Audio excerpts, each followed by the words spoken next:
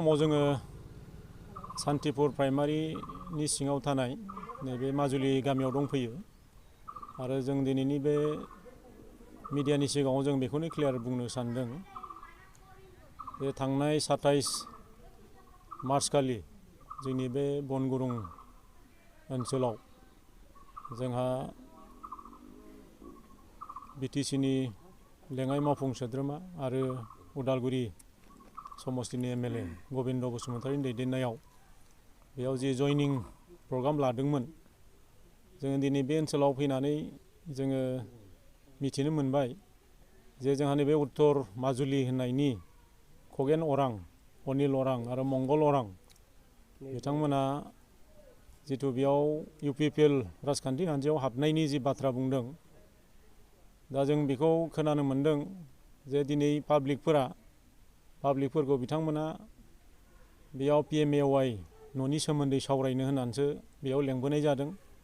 नाथाय बेयाव PMAYनि सोमोन्दै जेबो बाथ्रा सावरायालासिनो बिथांमोनखौ गामसा गांसे गांसे होनानै बरायनायखौसो जों नुबाय होननानै बिथांमोना बुंदों आरो जोंहा दिनै खगेन अरां होननाया बिथाङा गावनि मिडियानि सिगाङाव जि बाथ्राखौ फोसावदों जे बिथाङा वान अफ दा उदालगुरि जिल्ला BPFनि सेक्रेटारि होनदों दिनै बिथाङा जोंनि प्राइमारिनि सासे सोद्रोमाबो नङा बिथाङा जोंनि ब्लकनिबो जेबो सोद्रोमा गैया बिबान गैया आरो उदालगुरि जिल्लानि बिथाङा वान अफ दा सेक्रेटारि बे बुंनाया 100% मिसा जों दिनै बेखौ पार्टिनि जानानै BPF राजखान्थि हान्जानि जानानै जोङो स्पष्ट होबाय आरो दिनै बेयाव माजुलि बागाननि खैजनमान जोंनि BPF राजखान्थि हान्जानि नङै बेयाव सुबुंफोरासो बेयाव सानैसोआ जइन लाफैदों जों बेखौ मिथिबाय जोंहा घाग्रा बाजारनि जाय बिथांमोना जयनिं जादों बिथांमोना जोंनि BPF राजखान्थि हान्जानि सोद्रोमा आरो दैदेनगिरिबो नङा आरो बिथांमोननि जों पाब्लिकनिफ्राय जों मिथिबाय जे बिथांमोनखौ PMAY न'नि सोमोन्दै सावरायनो होननानैसो लाबोनाय जादों आरो बेयाव गामसा गानहोदों आरो बेयाव जोंहा जिथु डिपुटि चिफ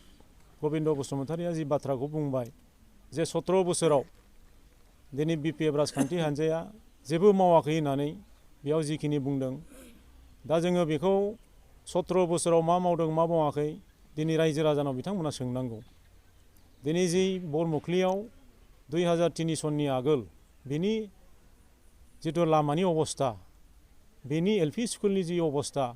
बिनि हस्पिटालनि साब सेन्टारफोरनि जि अबस्था बेयाव दै लोंनायनि जि अबस्था बेयाव कारेन्टनि इलेक्ट्रिसिटिनि जि अबस्थामोन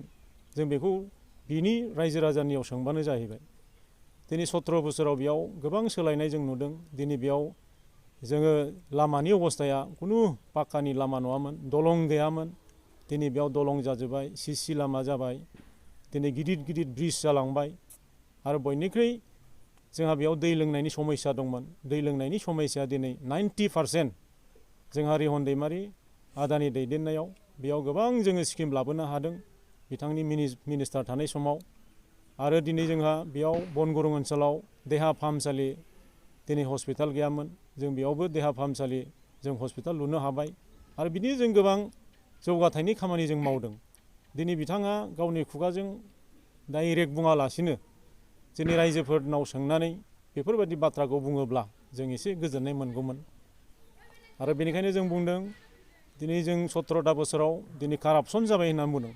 दिनै जुदि कारापसन खालाममारदोंब्ला जोंनि दैदेनगिरिफ्रा जोंनि जि सिस्टेमाव थाबोनाय मानसिफोरा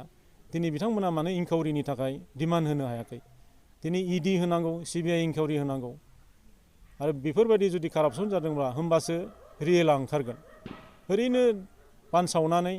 रायजो राजाखौ थगायनानै गावसोरनि सापर्ट आदाय खालामनो नागिरनायखौ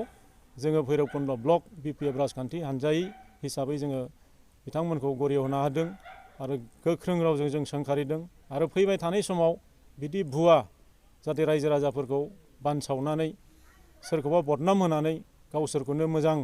राजखान्थि हान्जा होननानै बिथांमोना बुंनो नागिरनाया ओंथि गैयि जागोन आरो दिनै बिथांमोना नैबे 2.5 बोसोराव बे जोंनि सान्तिपुर प्राइमारिनि अन्तर्गत सिङाव थानाय बबे बबे गामियाव मा आसनि लादों दिनैथ' जों नुगासिनो दङ PMAYनि बादै खुनु मोनसे आसनि बिथांमोना लायाखै दिनै बेयाव जोंहा ननाय दैसानिफ्राय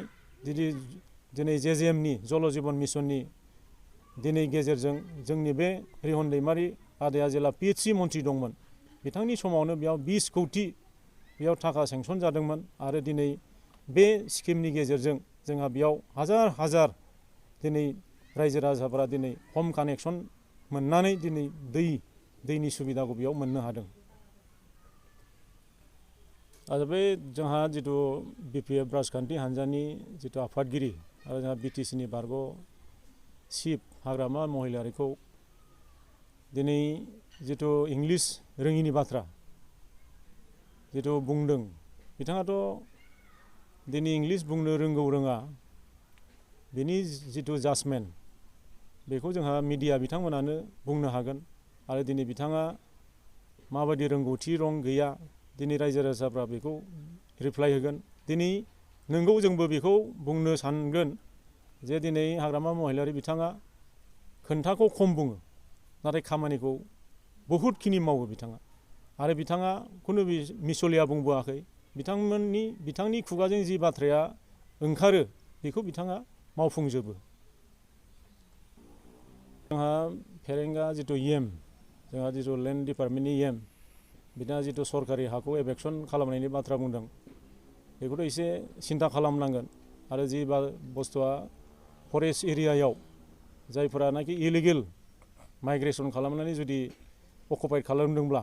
फरेस्ट एरियायाव जोंहा बेखौ बुंनांगौ गैया। खिन्थु जायफोरा फरेस्टनि बाहेराव जायफोरानाखि सरकारि हायाव दिनै बागान गायनानै बा गुबुन गुबुन खेथि खालामनानै दिनै बेयाव हाजार हाजार जोंनि गोरिब न'खरफ्रा बेयाव हाजिरा हुजिरा मावनानै सोलिदों जों बेफोरखौ सिन्था खालामनानै जोङो खामानि मावनांगोन आरो बेफोरबायदि जायोब्ला जोंनि गेजेराव मोनसे हुलुस थुलुस मोनसे परिबेक जागोन आरो जोंनि थासारिफ्रा हयथ' गाज्रि जानो हागौ। दा बेनिखायनो जोंनि फरेस्ट एरियायाव थानाय जिखिनि फरेस्ट ओनसोलाव थानाय बेफोर हाखौ एभेक्सन खालामनायाव जोंहा बुंनांगौ गैया। खिन्थु फरेस्टनि बाहेरा जुदि एभेक्सन खालामनो थाङोब्ला बेखौ एसे सावरायलायनानै जाहाथे जोंनि थासारिया गुबुंले जाया जोंनि गेजेराव भुल बुजाबुजि जाया बेनि थाखाय खामानिखौ मावगोन होननानै जोङो खावलायो। बेजों लोगोसे सार बिदिनो गोबां राजनितिक भाषा गासैबो राजनितिक हान्जाया बेफोरबायदि बुंखागोन। दिनै BPFआ पावाराव फैफिना दिनै जोङो 13 थारिखनिफ्राय जिथु जोङो पदजात्रा जनजागरन जि ब्लक वाइसआव जोङो प्रग्रामफोरखौ लादों बेयाव जोङो जिखिनि एक्सपेक्ट खालामदोंमोन बिनि बांसिन लोब दिनै रायजो राजाफ्रा ओंखारबोदों आरो दिनै बेनो प्रमान आरो दिनै थांनाय 2.5 बोसोराव प्रमद बर' दैदेननाय जिथु UPPL सरकार बिथांमोना सम्पुर्ण फेलार जादों आरो जायनि जाहोनाव दिनै जोंनि बे बड'लेण्ड ओनसोलाव दिनै BPF राजखान्थि हान्जा आरो जोंहा हाग्रामा महिलारिनि दैदेननायखौनो दिनै रायजो राजाफ्रा नांफिनगौ होननानै दिनै सानगासिनो दं आरो बे फैनायखौ लुगैयो। ISPL होन नलेज फेस्टिभेल होन आरो बायदि बायदि जि प्रग्रामफोर लादों बिथांमोना जोंहाथ' बेयाव बुंनांगौ गैया मावनांगौ।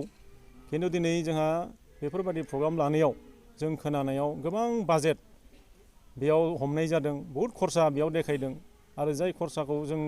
दिनै रायजो राजानि डेभेलपमेन्टफोरावबो जों बाहायनांगौमोन। दा बेफोरखौ जों सानो